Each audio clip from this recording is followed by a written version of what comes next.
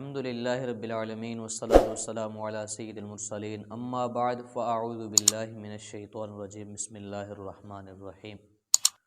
اولاد کے اوپر سب سے زیادہ ماں کا حق ہے یا باپ کا حق ہے؟ کس کا حق زیادہ ہے کس کا کم ہے، اس کے متعلق آج سنتے ہیں۔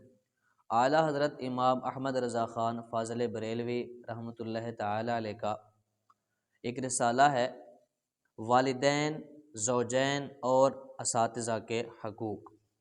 اس کے صفحہ نمبر 34 کے اوپر یہ مسئلہ بیان کیا ہوا ہے۔ سوال یہ ہے کہ اولاد پر حق پدر زیادہ ہے یا حق مادر، یعنی اولاد کے اوپر باپ کا حق زیادہ ہے یا ماں کا؟ اس کا یہ جواب میں آپ فرماتے ہیں، اولاد پر باپ کا حق نہایت عظیم ہے اور ماں کا حق اس سے اعظم۔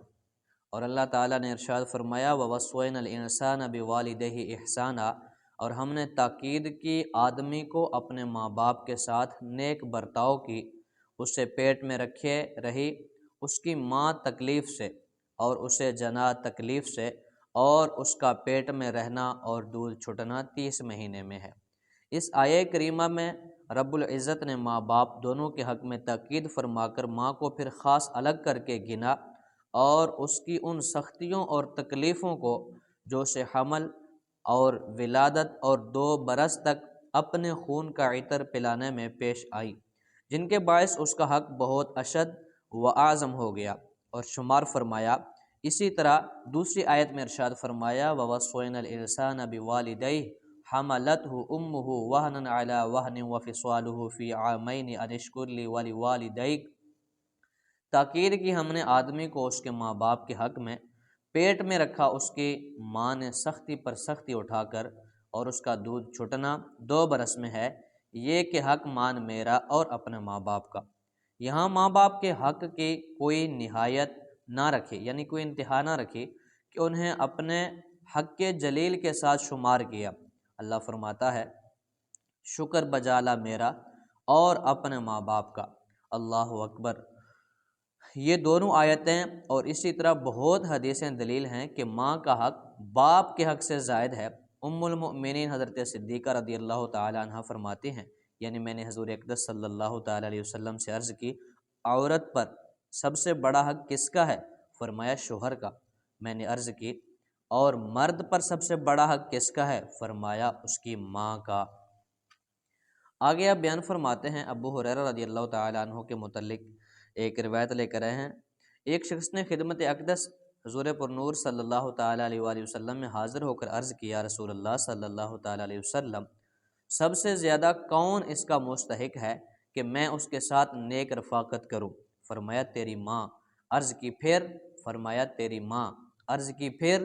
فرمایا تیری ماں۔ عرض کی پھر؟ فرمایا تیرا باپ۔